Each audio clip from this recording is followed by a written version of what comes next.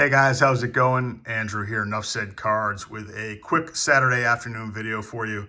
I have one card to show you that came back from SGC, and then a brief recap of the Philly show, which was last weekend. We'll start with the SGC return. I showed this postcard in my last video. It's a 1906 Scranton team postcard featuring Moonlight Graham, and came back in SGC 3, as you can see. Which makes it the highest graded out of 4 examples of this postcard. The other ones are a 2, a 1, and an authentic. So needless to say, I was really pleased with the 3. I think it looks great in the slab.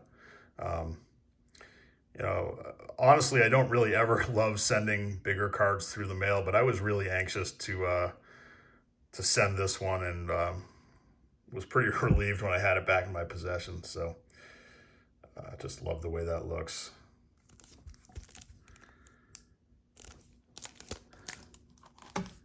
And last Friday, went up to the Philly show. I actually traveled for work all last week, and I got home at 1 o'clock in the morning on Friday.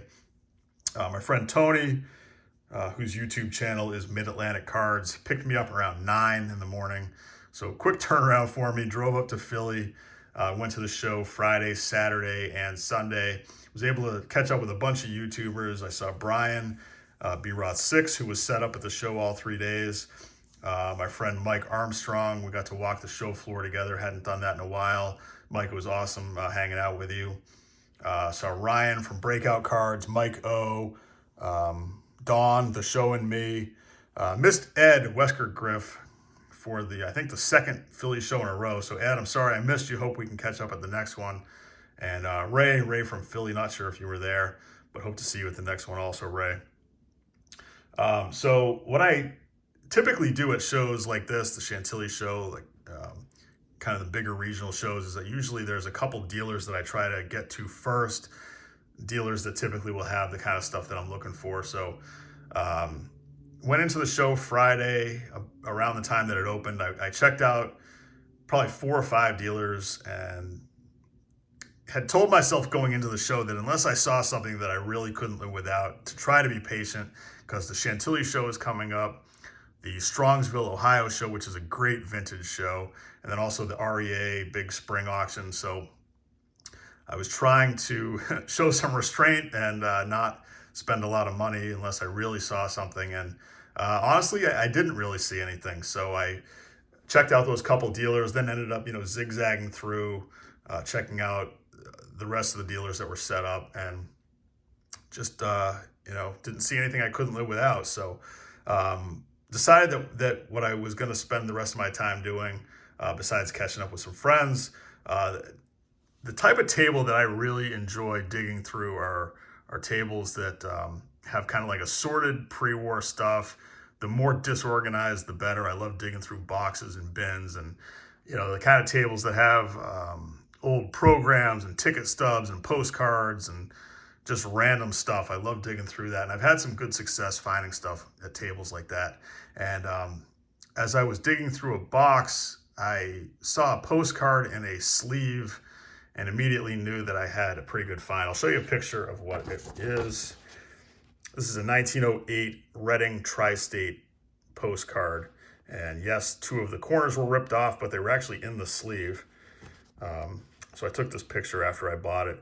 It was marked $10, and I had seen this postcard before, so I knew that up there on the top, number 5, is Frank Home Run Baker. And so this is a minor league postcard of Home Run Baker for $10. And needless to say, it's not in great condition, but a really good find for that price. So I bought it. My intention was actually to get it holdered and keep it. Wasn't sure if I was going to reattach the corners with some archival tape. I spoke with Brian about it. Hadn't really made up my mind, but I ended up showing it to Ryan from Breakout Cards, and then he mentioned that he knew of a dealer at the show who actually PC'd Home Run Baker. So went and found that dealer on Sunday and sold it to him for $400. And also he gave me this card in addition.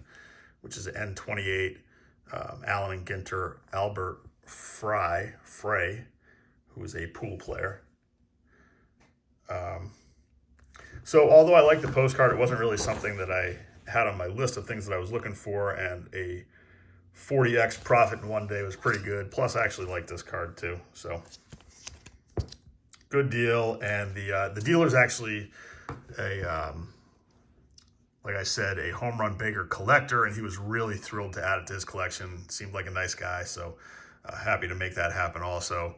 And drove home, and that was it.